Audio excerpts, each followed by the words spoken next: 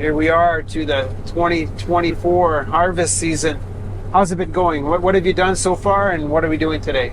So far, we've done the peas. We got those off. It's been around 2 weeks now.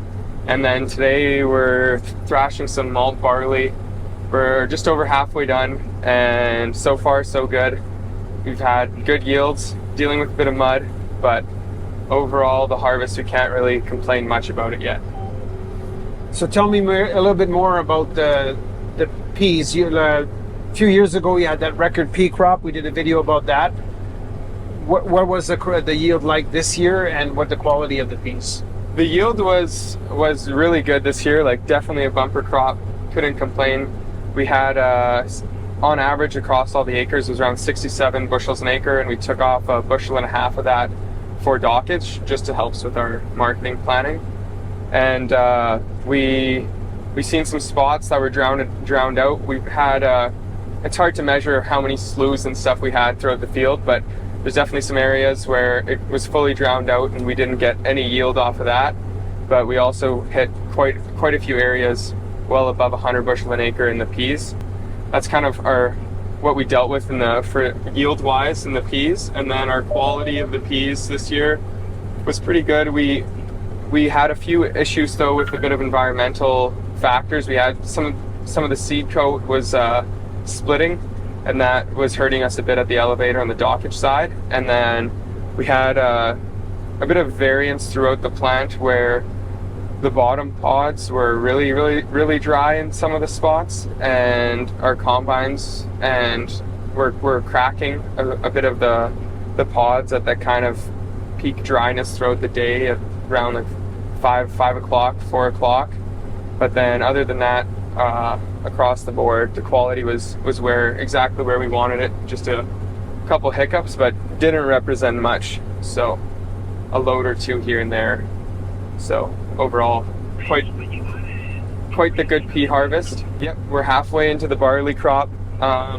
So far, we've done sent some tests out for the seed to some of the maltsters, and nothing's been chitted so far. So that's pretty much just when similar to almost pre-germinating and like kind of sprouting, and that's kind of the biggest factor we deal with in our malt, whether it's malt or feed. That's the one thing that kind of is the tipping point for our quality of malt that we make, or if it makes malt. So far all the tests we've got back have been showing us that should be a malt quality barley crop this year.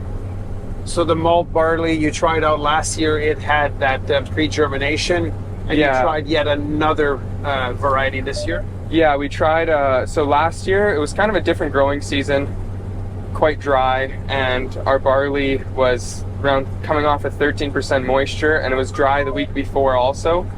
And it was standing there super dry, just waiting to kind of imbibe water and get water into the seed. And when it did that while standing, it chitted. Like there's a little tail kind of that comes out of the seed that you see, and it's kind of just a sign to the malt people that the germination might not be great. And we had 40% of it was chitted, so we knew that it wasn't going to be good seed, and we knew the germination was going to be low. So we ended up just biting the bullet and swapping varieties altogether, and we seeded Synergy this year, and so far we really like the results. Bit of lodging issues with it laying down, but that could also be just the growing season that we've had this year. We had some wheat varieties that we rarely would see lodge, and we've seen some of the fields of wheat lodging too. So overall, we're no complaints for Synergy so far. We did get quite a bit of rain this year. Yes, we got for sure quite a bit of rain. We're used to the past around 3 to 5 years have been very dry. We've had very dry on average. We've had some decent moisture years throughout those 5 years, but this year we've had over 16 inches of rainfall, and still going up weekly by an inch almost, it feels like. And kind of not really used to this rainfall over the past, like, throughout my sort of early farming career, I guess you could say. So definitely an experience for me, and dealing with also a bit of hail this year. We've had kind of two really big hailstorms. One was in around June 15th, right before our canola was starting to bolt. We got kind of that marble-sized hail, not quite golf ball size, on about half of our canola acres, and the hail followed with 3.5 inches of rain over 2 days. So when we kind of assessed the damage, the water in the fields did a lot more damage than the hail. But the canola is recovering right now, and it'll be another 2 weeks away maybe from harvest. And it also got hit with another hailstorm last week, which was kind of that ping pong ball size, and even got a bit of our wheat acres. And there's quite a bit of grain on the ground, so dealing with some volunteer seeds for some time to come a bit. But overall, the growing season has been nothing like I've went through before, so it's kind of been a cool experience. And some of the crops are loving it, some of the fields aren't. So Well, let's give it a reference. What are we, August 28th today? yes. So we're a little early or a little later than last year, I think, harvesting. Yeah, last year I think we started on August 9th on the peas, and I think we were done the barley, I want to say around that, around August 20th, 25th, Okay. potentially. I forget the exact dates, but I know last year we would have been done the barley by now for sure. And so. into canola, I think, in late August last year. Yeah, we were combining canola quite early too. So last year we kind of dealt with a bit of a drought. So in this field in particular, when we would come out to kind of do our field scouting and our crop scouting, we would walk in the field at around noon, and our pants and our boots would still be wet.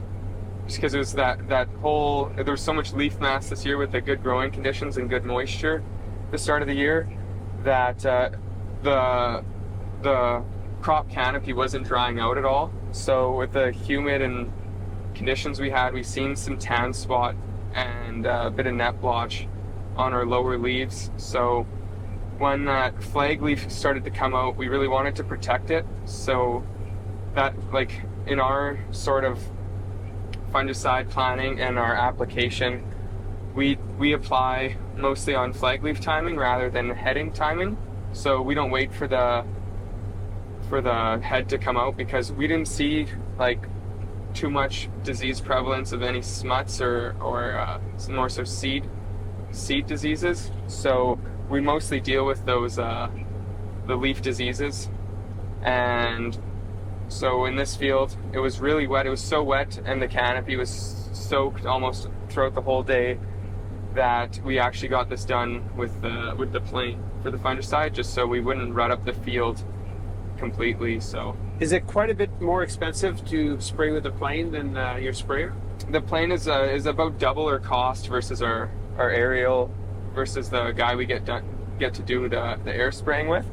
But if you weigh in the factors of if you have to go in after and do a pass of disking or tillage or fixing those ruts, sometimes if you have to go do that, plus your losses from trampling the crop, sometimes it pays to get it done with the plane. It's more so for us, it's a tool rather than a practice, but we definitely like getting it done with the plane. It's a bit nicer to pick up. You don't have those tracks across the field, and kind of nicer harvests when you don't have the sprayer tracks. But it definitely comes with pros and cons, just kind of everything in a way. So You'll have to give me his contact. I'll see if I could contact him and maybe do a little video on him. yeah, he's definitely he's very, very good at what he does. I think a lot of our neighbors and most of the surrounding farmers all use his kind of aerial services. Well, thanks for the update. I think you guys got a good other month left of harvest with the wheat and the canola. Or Yeah, we got quite the journey ahead of us coming into September, but it'll definitely be good. So yeah, we got probably a good 85%, 90% of the crop left to take off still yet. So hopefully be done before Thanksgiving. That's usually always the goal for us. So we'll see if we can do it this year. You got a combine down for a few days, but that's parts expected in the next day or so, and then a quick change, right? Yep, pretty much. And yeah, we deal with John Deere, and they give us really good service. So if the parts aren't in tomorrow, which I'm sure they will be, I'm sure we'll get a way to get it back up and running or something. So okay, I'll make sure to pop in the next month while you're in the lead of the canola. perfect.